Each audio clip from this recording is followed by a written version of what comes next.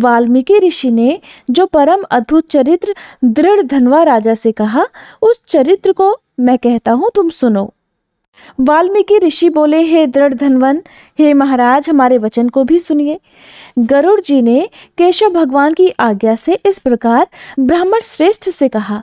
गरुड़ जी कहने लगे, हे द्विज श्रेष्ठ, तुमको 7 जन्म तक पुत्र का सुख नहीं है। ये जो वचन हरि भगवान ने कहा, सो इस समय तुमको वैसा ही है। फिर भी कृपा से स्वामी की आज्ञा पाकर मैं तुम्हें पुत्र दूंगा। हे तपोधन, हमारे अंश से तुम्हें पुत्र होगा, जिस पुत्र से गौतमी के साथ तुम मनोरथ को प्राप्त करोगे, किंतु उस पुत्र से होने वाला दुख तुम दोनों को अवश्य ही मिलेगा। हे द्विज शार्दूल, तुम धन्य हो जो तुम्हारी बुद्धि हरि भगवान में हुई। हरि भक्ति सकाम हो अथवा निष्काम, हरि भगवान को दोनों ही प्रिय हैं। मनुष्यों का शरीर जल के बुदबुद के समान क्षण में नाश होने वाला है। उस शरीर को प्राप्त कर जो हृदय में श्री हरि के चरणों का चिंतन करता है, वह धन्य है। इस अत्यंत दुस्तर संसार से तारने वाले हरि भगवान के अलावा दूसरा और कोई नहीं है। ये हरि भगवान की ही कृपा से मैंने तुमको पुत्र दिया है। मन में श्री हरि को धारण कर सुखपूर्वक विचारों और उदासीन भाव से अब संसार के सुखों को भोगो।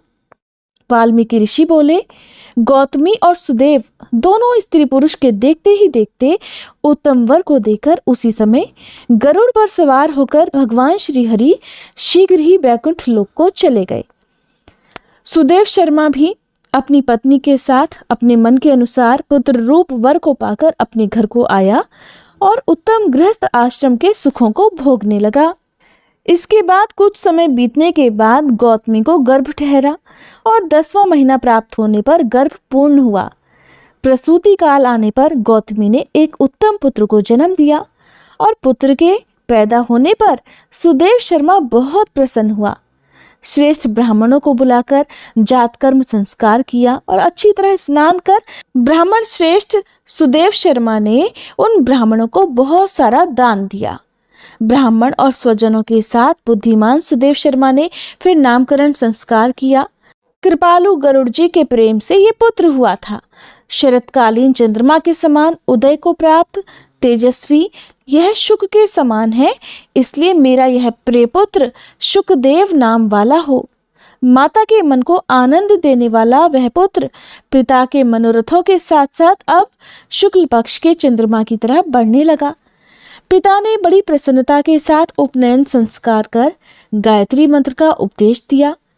इसके बाद वह बालक वेदारंभ संस्कार को प्राप्त कर ब्रह्मचर्य व्रत में लीन हुआ। उस ब्रह्मचर्य के तेज से युक्त बालक साक्षात दूसरे सूर्य के समान शोभित हुआ। बुद्धि सागर उस बालक ने वेदों का अध्ययन प्रारंभ कर दिया।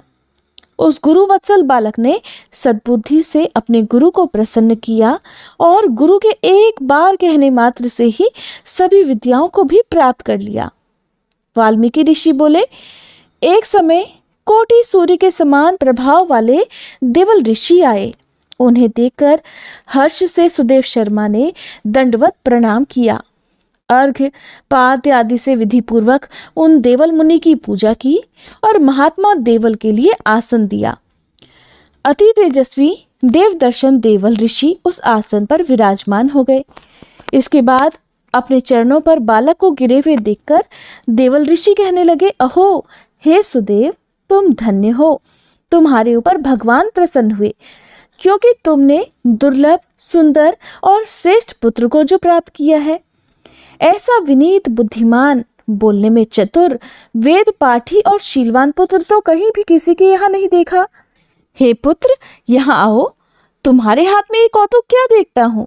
सुंदर छत्र, 2 चामर, यव रेखा के साथ कमल, जानू तक लटकने वाले हाथी के सूंड के समान ये तुम्हारे हाथ, कान तक फैले हुए विशाल लाल नेत्र, शरीर गोल आकार का, त्रिवली से युक्त पेट है। इस प्रकार उस बालक के विषय में कहकर उस ब्राह्मण को उत्कंठित देखकर देवल ऋषि फिर बोले, अहो हे सुदेव, ये तुम्हारा पुत्र तो गुणों का समुद्र है। कंधा और कोख का संधि स्थान गूढ़ है। शंख के समान उतार चढ़ाव युक्त गला वाला, ऊंची छाती, लंबी गर्दन, बराबर कान, बैल के समान कंधा, इस तरह समस्त लक्षणों से युक्त ये पुत्र श्रेष्ठ भाग्य का निधि है। लेकिन एक बहुत ही बड़ा दोष है जिससे ये सब कुछ व्यर्थ हो गया। इस प्रकार कहकर सिर कपाते हुए लंबी सांस लेकर देवल मुनि बोले, पहले आयु की परीक्षा करना और उसके बाद लक्षणों को कहना चाहिए। आयु से हीन बालक के लक्षणों से भला क्या लाभ है?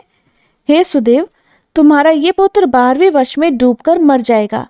इससे तुम मन में शोक बिल्कुल मत करना। अवश्य होने वाला निस्संदेह होकर ही रहता है। मरणासन्न को औषधि देने के समान उसकी कोई प्रतिक्रिया नहीं है। वाल्मीकि मुनि बोले। देवल मुनि इस प्रकार कहकर ब्रह्मलोक को चले गए और गौतमी के साथ ही सुदेव ब्राह्मण यह समाचार पाकर धरती पर गिर गया। धरती पर पड़ा हुआ देवल ऋषि के कहे हुए वचनों को स्मरण कर बहुत देर तक वह विलाप करने लगा। उसके बाद उसकी पत्नी गौतमी धैर्य धारण करती हुई पुत्र को अपनी गोद में लेकर पहले प्रेम से अपने पुत्र का मुख चुंबन कर बाद में अपने पति से बोली, हे द्विजराज, होने वाली वस्तु में कभी भय नहीं करना चाहिए। जो नहीं होने वाला है वो कभी नहीं होगा और जो होने वाला है वो तो होकर ही रहेगा। क्या राजा नल, रामचंद्र और युधिष्ठिर को दुख प्राप्त नहीं हुए? राजा बलि भी बंधन को प्राप्त हुआ, यादव नाश को प्राप्त हुए, हिरण्याक्ष कठिन वध को प्राप्त हुआ, वृत्तासुर भी मृत्यु को प्राप्त हुआ, सहस्त्रार्जुन का सिर काटा गया, रावण के भी उसी तरह सिर काटे गए। हे मुने, भगवान रामचंद्र भी तो वन में जानकी जी के विरह को प्राप्त हुए थे। राजर्षि परीक्षित भी ब्राह्मण से मृत्यु को प्राप्त हुए। हे मुनीश्वर, इस प्रकार जो होने वाला है वो तो अवश्य ही होकर रहता है। इसलिए हे नाथ, उठिए और सनातन हरि भगवान का भजन करिए, जो समस्त जीवों के रक्षक हैं और मोक्ष पद को देने वाले हैं। वाल्मीकि ऋषि बोले। इस प्रकार सुदेव शर्मा ने अपनी पत्नी गौतमी के वचनों को सुनकर स्वस्थ होकर हृदय में हरि भगवान के चरणों का ध्यान कर पुत्र से होने वाले शोक को बड़ी जल्दी ही त्याग दिया। किस प्रकार सुदेव शर्मा के पुत्र की मृत्यु हुई और उसके बाद जो कुछ भी हुआ उसका वृतांत आप सभी अगले अध्याय में सुनिएगा। अब सुनिए सीता नित्यनेम की कहानी। ये कहानी सीता माता कहती थी और भगवान श्री राम इसे सुना करते थे। एक दिन भगवान को किसी काम से बाहर जाना पड़ गया तो सीता माता कहने लगी, प्रभु, मेरा तो 12 वर्ष का नित्यनेम है और अब आप बाहर जाएंगे तो मैं अपनी कहानी किससे सुनाऊंगी। तब भगवान राम जी ने कहा कि तुम कुएं की पाल पर जाकर बैठ जाना और वहां जो औरतें पानी भरने आएंगी उन्हें अपनी कहानी सुना देना। सीता माता भगवान के कहे अनुसार कुएं की पाल पर जाकर बैठ गई। तभी एक स्त्री आई जिसने रेशम जरी की साड़ी पहन रखी थी और सोने का घड़ा ले रखा था। सीता माता ने उसे देखा तो कहने लगी कि बहन, मेरा 12 वर्ष का नित्यनेम सुन लो। तब वह स्त्री बोली, मैं तुम्हारा नित्यनेम सुनूंगी तो मुझे तो घर जाने में देर हो जाएगी, फिर मेरी सास मुझसे लड़ेगी। उसने कहानी नहीं सुनी और चली गई। घर जाते ही उसकी रेशम जरी की साड़ी फट गई, सोने का घड़ा मिट्टी के घड़े में बदल गया। ये सब देखकर सासू माँ ने पूछा, अरे बहू, ये किसका दोष अपने सिर पर लगाकर आई हो? तब बहू ने कहा कि माँ जी, कुएं पर एक औरत बैठी थी, उसने कहानी सुनने के लिए कहा लेकिन मैंने नहीं सुनी, जिसका ये फल मुझे मिला है। अब बहू की बात सुनकर अगले दिन वही साड़ी और घड़ा लेकर सास कुएं की पाल पर गई। सास को वहीं पर सीता माता बैठी मिली तो सीता माता ने उससे भी कहा कि बहन, मेरी कहानी सुन लीजिए। सास बोली कि एक बार छोड़, मैं तो 4 बार कहानी सुन लूंगी। तब सीता माता ने कहना शुरू किया, राम आए लक्ष्मण आए, देश के पुजारी आए, नित नेम का नेम लाए, आओ राम बैठो राम, तपी रसोई जीमो राम, माखन मिश्री खाओ राम, दूध बताशा पियो राम, सूत के पलका मोठो राम, शाल दुशाला पोठो राम, शाल दुशाला ओढ़ो राम, जब बोलूं जब राम ही राम, राम सवारे सबके काम, खाली घर भंडार भरेंगे, सबका बेड़ा पार करेंगे, श्री राम जय जय जय राम। सास बोली कि बहन, कहानी तो बहुत अच्छी लगी। कहानी सुनकर सास घर चली गई और उसकी वह साड़ी फिर से रेशम जरी की बन गई और मिट्टी का घड़ा भी सोने के घड़े में बदल गया। ये सब देखकर बहू बोली, माँ जी आपने ये सब कैसे किया? सास ने कहा, बहू तू तो दोष लगा के आई थी और मैं अब दोष उतार कर आ रही हूँ। बहू ने हैरान होकर फिर पूछा कि तो माँ जी वो कुएं वाली स्त्री कौन है? सास बोली, वे तो साक्षात सीता माता थी। वे पुराने से नया कर देती हैं, खाली घर में भंडार भर देती हैं। वह लक्ष्मी जी का वास घर में कर देती हैं। व्यक्ति की जो भी इच्छा हो उसे पूरा कर देती हैं। तब बहू बोली, माँ जी फिर तो ऐसी कहानी मुझे भी सुना दीजिए। सास बोली कि ठीक है तुम भी सुनो। फिर सास ने कहानी शुरू की। राम आए लक्ष्मण आए, देश के पुजारी आए, नित नेम का नेम लाए, आओ राम बैठो राम, तपी रसोई जीमो राम, माखन मिश्री खाओ राम, दूध बताशा पियो राम, सूत के पल का मोठो राम, शाल दुशाला पोठो राम, शाल दुशाला ओढ़ो राम। जब बोलूं जब राम ही राम, राम सवारे सबके काम, खाली घर भंडार भरेंगे, सबका बेड़ा पार करेंगे, श्री राम जय जय राम। कहानी सुनकर बहू बोली, माँ जी कहानी तो बहुत अच्छी है। सास ने कहा, ठीक है अब तो हम इस कहानी को रोज कहा करेंगे। अब सास बहू रोज सवेरे उठती, नहाती धोती और पूजा करने के बाद नित्य नेम की सीता माता की कहानी कहती। एक दिन उनके यहाँ पड़ोस की एक औरत आई और बोली, बहन जरा सी आँच तो देना। तो वे बोली कि आँच तो अभी तक हमने जलाई ही नहीं। पड़ोसन ने पूछा, तो फिर तुम सुबह 4 बजे से उठकर कर क्या रही हो? उन्होंने बताया कि सुबह उठकर हम तो पहले पूजा करते हैं, फिर सीता माता की नित्य नेम की कहानी कहते हैं। पड़ोसन ने उनकी बात सुनकर फिर पूछा, सीता माता की कहानी कहने से तुम्हें क्या मिला? तब वे बोली कि इनकी कहानी कहने से घर में भंडार भर जाते हैं, सारे काम सिद्ध हो जाते हैं, मन की इच्छा भी पूरी होती है। पड़ोसन बोली कि बहन फिर तो ऐसी कहानी मुझे भी सुना दो। वह बोली, ठीक है तो फिर तुम भी ये कहानी सुन लो। राम आए लक्ष्मण आए, देश के पुजारी आए, नित्य नेम का नेम लाए, आओ राम बैठो राम, तपी रसोई जीमो राम, माखन मिश्री खाओ राम, दूध बताशा पियो राम, सूत के पल का मोठो राम, शाल दुशाला पोठो राम, शाल दुशाला ओढ़ो राम। जब बोलूं जब राम ही राम, राम सवारे सबके काम, खाली घर भंडार भरेंगे, सबका बेड़ा पार करेंगे, श्री राम जय जय राम। सारी कहानी सुनने के बाद पड़ोसन कहने लगी, बहन कहानी तो मुझे बहुत अच्छी लगी। अब वह पड़ोसन भी नित्यनेम सीता माता की कहानी कहने लगी। कहानी कहने से सीता माता ने पड़ोसन के भी भंडार भर दिए। अब तो पूरे मोहल्ले में नित्यनेम की कथा चल पड़ी और हर किसी की मनोकामना सीता माता की कृपा से पूरी होने लगी। हे सीता माता, हे जानकी माता, जैसे आपने उनके भंडार भरे वैसे ही हम सबके भी भरना, कहानी कहने वाले के, सुनने वाले के और हुंकार भरने वाले के भी। सभी प्रेम से बोलिए सीता माता की जय। प्रिय श्रोताओं, अब आपको भक्ता करमैती बाई जी की कथा सुनाते हैं। करमैती बाई जी शेखावत राजा के पुरोहित श्री परशुराम जी की पुत्री थी और उनका निवास स्थान खंडेला राजस्थान में था। परशुराम जी अधिकतर भगवत चर्चा और नाम कीर्तन में लीन रहते थे। भगवत चर्चा और नाम कीर्तन का प्रभाव बहुत गहरा होता है। करमैती बाई बचपन से ही भगवत चर्चा सुनती रही थी। महाभागवत जी के घर में जन्म लेने और नित्य प्रति भगवत चर्चा सुनने से उनके हृदय में भी प्रभु श्याम सुंदर के प्रति गहन अनुराग उत्पन्न हो गया।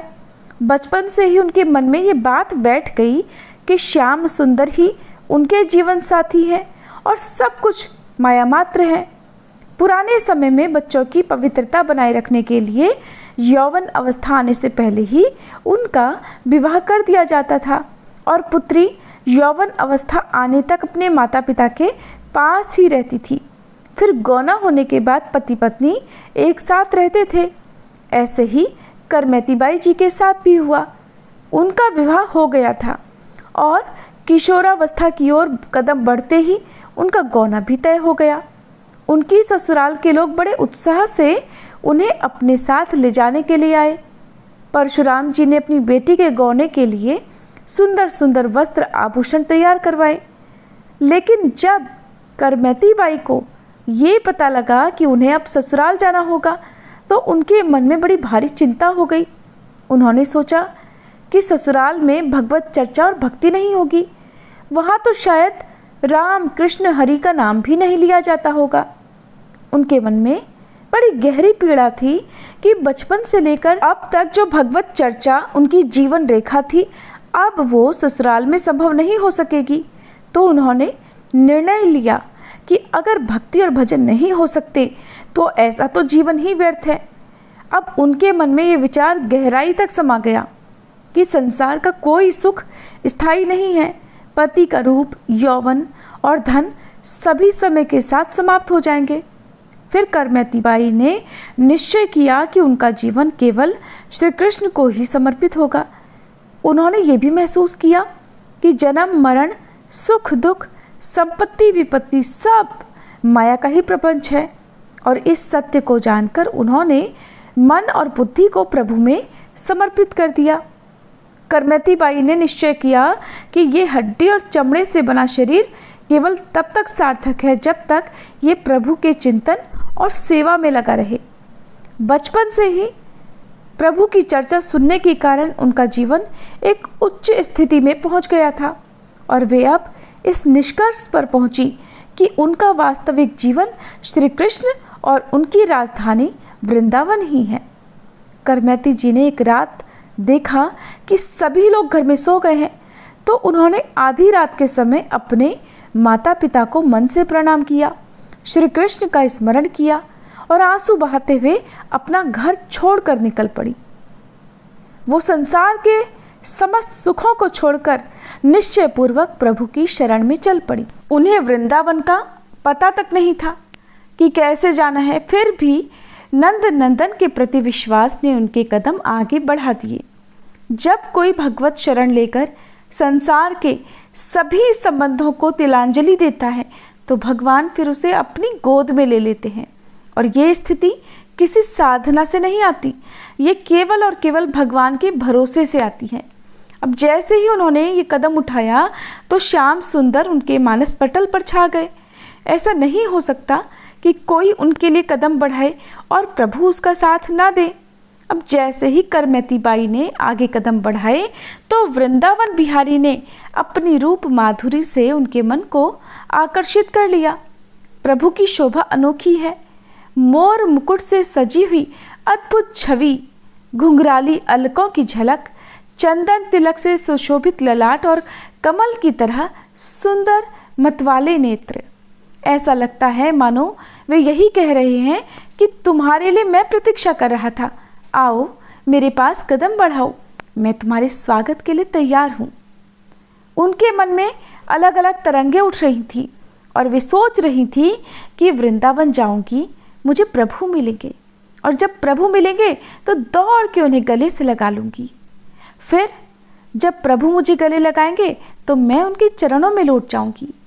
प्रातःकाल करमैती जी का नियम था कि वो जैसे ही सोकर उठती तो प्रभु के मधुर नामों का उच्चारण करती, लेकिन आज का दिन तो सबसे अलग था। उनके कमरे से उनके परिवार के जनों को आज कोई आवाज़ ही नहीं आई। जैसे कुछ लोगों की अलार्म की घंटी से आंखें खुलती हैं, वैसे ही उनकी माँ के नेत्र भी करमैती बाई के नाम कीर्तन से खुलते थे। लेकिन आज तो आश्चर्य हो गया, आज तो करमैती बाई के कक्ष से कोई आवाज़ ही नहीं आ रही थी। आज नाम कीर्तन नहीं हुआ। माँ ने सोचा कि शायद रिश्तेदार आए हैं, इसीलिए करमैती जी देर से सोई होंगी। वो उनके कमरे में गई, लेकिन वहाँ पर करमैती जी नहीं थी। अब तो हलचल मच गई, पूरे घर में ढूंढ शुरू हो गई, लेकिन करमैती बाई पूरे घर में कहीं नहीं मिली। माता पिता को बड़ा दुख हुआ। सबसे बड़ा दुख तो ये भी था कि ससुराल वालों को क्या जवाब देंगे। लोग तो यही कहेंगे ना कि लड़की भाग गई, और ऐसा होना समाज में सबसे बड़ा अपमान माना जाता है। अब उन्होंने यहाँ वहाँ जहाँ कहीं भी संभव हुआ करमैती बाई की खोज शुरू कर दी। नगर में दूत दौड़ाए गए। राजपुरोहित होने के कारण सूचना राजा तक भी पहुंच गई और फिर राज सैनिकों को भी उनकी खोज में लगा दिया गया। उधर करमैती बाई ने देखा कि राज सैनिक घोड़ों पर सवार होकर उनकी ओर आ रहे हैं, तो वे समझ गई कि जरूर पिताजी ने उनकी खोज शुरू कर दी है। अब वो क्या करें, भागने का कोई अवसर नहीं था। तभी उनकी नज़र रास्ते पर एक तरफ पड़े ऊंट के कंकाल पर पड़ी और वो कंकाल गिद्धों और सियारों द्वारा खाया हुआ था, पूरी तरह सड़गल चुका था और उसमें से बड़ी भारी भयानक दुर्गंध आ रही थी। करमैती बाई ने सोचा कि बचने का कोई रास्ता नहीं है और सैनिक इसी मार्ग से आ रहे हैं। अगर वे इस तरह मार्ग में ही खड़ी रहीं तब तो सैनिक उन्हें पकड़कर फिर से उनके घर पहुंचा देंगे और फिर उन्हें उनकी ससुराल पहुंचा दिया जाएगा। अब बड़ी भारी दुविधा सामने थी, लेकिन करमैती बाई जी ने एक क्षण भी सोचने में नहीं गंवाया। वे तुरंत उसी सड़े गले कंकाल के भीतर छुप गईं। उनके मन में उस समय केवल और केवल एक ही भाव था, श्री कृष्ण मिलन की चाह। उस समय उस ऊंट के कंकाल से उठती हुई भयानक दुर्गंध भी उन्हें सुगंध लगी, क्योंकि उनके हृदय में केवल प्रभु के चिंतन का ही भाव था। और भक्त के लिए ऐसी स्थिति में भी दुख नहीं होता, बल्कि ऐसी स्थिति में नरक भी उन्हें स्वर्ग के सुखमय लोक जैसा ही लगता है।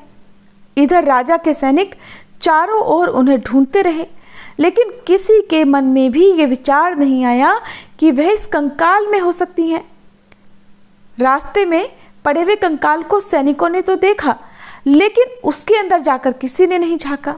अब देखिए, 3 दिन और पूरी 3 रात तक वह उसी दुर्गंध भरे कंकाल में छुपी रही, क्योंकि लगातार राजा के दूत, सैनिक और अन्य लोग उनकी खोजबीन करने के लिए उसी मार्ग से आ जा रहे थे। 3 दिन तक वो उसी भयानक दुर्गंध में रही। जरा कल्पना कीजिए, हम कभी कहीं जाते हैं, मार्ग में कोई इस तरह की स्थिति मिल जाए, किसी मृत जीव का कोई सड़ा गला शव वहाँ पर पड़ा हो, उसमें से उठती हुई जो भयानक दुर्गंध होती है, वहाँ पर हम एक क्षण के लिए भी नहीं ठहर सकते। और करमैती बाई जी पूरे 3 दिन और पूरे 3 रात तक उस कंकाल के अंदर, उस सड़े गले शव के अंदर छुपी बैठी थी। लेकिन उनके मन में जरा भी कोई दुख नहीं था, कोई घृणा नहीं थी कि वे कहाँ और किस स्थिति में बैठी हैं, और ना ही उनके मन में कोई शंका थी और ना ही भगवान से कोई शिकायत थी। ये प्रेम का नियम है कि प्रेमी कभी भी अपने प्रियतम पर उंगली नहीं उठाता। वो सोचता है कि हम तो आपके नाम पर निकले हैं, मुझे यहाँ रुकना पड़ा, इसमें भी आपकी ही लीला है। अब चौथे दिन वे ऊंट के कंकाल से निकली। उसी समय वहाँ से तीर्थ यात्रियों का एक दल निकला जो नाम कीर्तन करते हुए जा रहा था, तो वे उस दल के पीछे पीछे चल पड़ी। वे सब गंगा स्नान के लिए जा रहे थे। गंगा जी की शोभा देखकर करमैती जी भी उनके साथ साथ स्नान करने गईं। और फिर स्नान करने के बाद उन्होंने सोचा कि सोने का ये हार, अंगूठी, कंगन, ये सब भगवत मार्ग के पथिक को शोभा नहीं देते।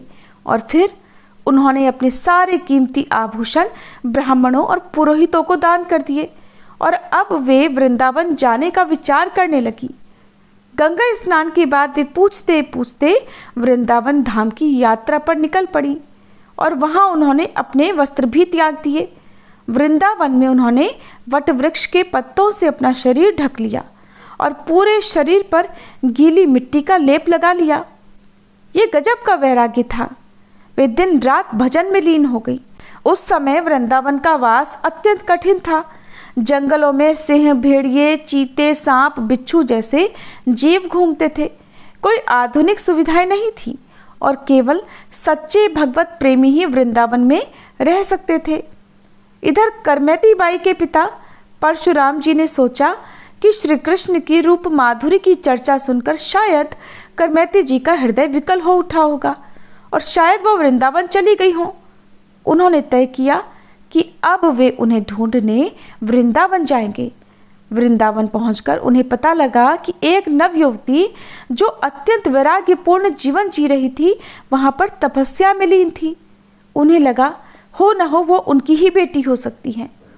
फिर वे एक वट वृक्ष पर चढ़ गए और उन्होंने वहां से देखा कि ब्रह्मकुंड पर कोई गहन ध्यान में बैठा हुआ है। उनकी आंखें बंद थीं और उनसे अश्रुधारा बह रही थी। भूमि भी उन आंसुओं से गीली हो चुकी थी। ये देखकर परशुराम जी का हृदय भर आया। उनसे रहा नहीं गया और वे वहीं से चिल्लाकर रो पड़े। फिर वे वृक्ष से नीचे उतरकर आए और थोड़ी देर बैठे रहे, ये सोचकर कि शायद उनकी बेटी की आंखें खुल जाएं। उन्होंने जब देखा कि करमैती बाई की तो आंखें नहीं खुल रही, तो वे उनके चरणों में ही लिपट गए। करमैती बाई के पिता न केवल बड़े विद्वान थे बल्कि भक्त भी थे। इतने बड़े विद्वान होने के बावजूद पिता के मन में लोक लाज का इतना भय था, इतना प्रभाव था कि उन्होंने करमैती जी के चरणों में गिरकर कहा कि तुमने हमारी नाक कटवा दी। हम राजपुरोहित हैं। जो लोग हमारे सामने दंडवत करते थे अब वही हमारी निंदा कर रहे हैं। तुम मेरे साथ वापस चलो ताकि हमारा लोक उपहास मिटे। और सुनो, अगर तुम्हारा ससुराल जाने का मन नहीं है तो मत जाओ, घर पर रहो, ठाकुर जी की सेवा करो। अरे ये जंगल है, यहाँ सिंह और व्याघ्र तुम्हारे शरीर को नष्ट कर सकते हैं और मुझे तुम्हारी बहुत चिंता है। तब करमैती जी ने अपने नेत्र खोलकर उत्तर दिया, पिताजी आपकी बात सत्य है। जिसका प्रभु से अपनापन नहीं है उसकी नाक तो पहले ही कट चुकी है। वो जीवित होकर भी मुर्दे के समान है। हरि भक्ति से रहित व्यक्ति का तो जीवन व्यर्थ है। मैं अब संसार के लोकाचार से ऊपर उठ चुकी हूँ। जिस पर श्याम सुंदर का रंग चढ़ गया उस पर अब और कोई रंग नहीं चढ़ सकता। आप भी प्रभु का यशगान करें, उनका नाम कीर्तन करें और इस लोकलाज को छोड़ दें। करमैती जी ने आगे कहा, पिताजी अब विचार कीजिए, आपको 50 वर्ष हो गए हैं भोगों को भोगते हुए। क्या आपको अब तक इनसे अरुचि हुई? क्या आपको उस घर से, उस सम्मान और प्रतिष्ठा से वैराग्य नहीं हुआ? बार बार भोगे हुए विषयों को भोगने की इच्छा और उनका उपभोग करना क्या किसी ज्ञानी का लक्षण है? मैंने तो सब भोगों को देखा है, भोगा नहीं है। अब तो देखने की इच्छा तक नहीं रही। मैंने तो केवल श्याम सुंदर के दर्शन का संकल्प ले रखा है। आप सभी कर्मों को छोड़कर प्रभु के आश्रित हो जाइए। तन मन और धन को ठाकुर जी की सेवा में समर्पित कर दीजिए। करमैती बाई के वचन सुनकर अब उनके पिता के मोहजनित अज्ञान का नाश हो गया। उनका भ्रम समाप्त हो गया और फिर एक दिन यमुना स्नान के दौरान करमैती बाई को श्री कृष्ण की एक मूर्ति मिली थी जिसे उन्होंने छिपा दिया था। वो मूर्ति उन्होंने अपने पिता को दी और उसे वापस ले जाकर घर में विराजमान करने को कहा। उन्होंने कहा, पिताजी ये साक्षात श्री कृष्ण हैं, इनकी सेवा में तन्मय हो जाओ, निर्विकार बनो और अपने तन मन को प्रभु के चरणार बिंद में लगाकर केवल और केवल उनके चिंतन में समय व्यतीत करो। करमैती बाई के दर्शन और कृपा से उनके पिता का चित्त भी अब संसार से हटकर प्रभु के चरणों में लग गया। अब उन्होंने राज दरबार जाना और सांसारिक चर्चाएं करना छोड़ दिया। जब राजा ने उन्हें बुलाने का प्रयास किया तो उन्होंने स्पष्ट कह दिया कि अब हमें एक ऐसा दरबार मिल गया है जहां से सब कुछ संचालित होता है। अब हमें किसी दूसरे दरबार में जाने की कोई आवश्यकता नहीं। फिर राजा स्वयं चलकर उनके पास आया और जब उन्हें प्रभु की सेवा में मगन देखा तो उन्हें साष्टांग प्रणाम किया। राजा ने कहा, आपको अब कभी भी दरबार में आने की आवश्यकता नहीं है। आपको अगर धन की या किसी भी अन्य सामान की जरूरत हो तो आप बता दीजिएगा, आज्ञा कीजिएगा, सब चीज़ें आप पर पहुंचा दी जाएंगी। करमैती बाई ने इधर प्रभु श्री कृष्ण के चिंतन में तन्मय होकर वृंदावन में अपने शरीर का त्याग किया और उनकी नित्य सेवा में पहुंच गई। ऐसा भक्त सभी योगियों, ज्ञानियों, तपस्वियों और कर्मकांडियों में श्रेष्ठ होता है जो केवल और केवल प्रभु से प्रेम करता है, केवल प्रभु के लिए जीता है। जो केवल प्रभु से प्रेम करता है, प्रभु पर भरोसा करता है। प्रिय श्रोताओं, हमने अपने बहुत सारे जन्म अपनी मनमानी में ही व्यतीत कर दिए हैं। अब जितना समय बचा है उसे प्रभु को ईमानदारी से दे दो। हमारे कई जन्म ऐसे ही व्यर्थ चले गए।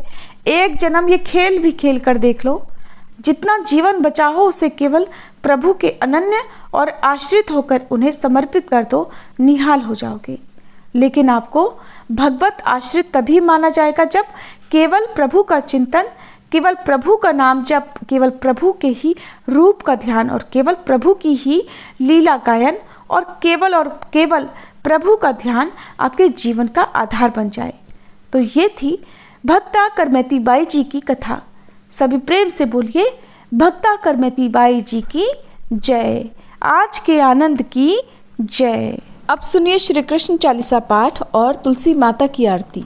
बंशी शोभित कर मधुर नील जलद तन श्याम, अरुण अधर जनु बिंबा फल नयन कमल अभिराम। पूर्ण इंद्र अरविंद मुख पीतांबर शुभ साज, जय मन मोहन मदन छवि कृष्ण चंद्र महाराज।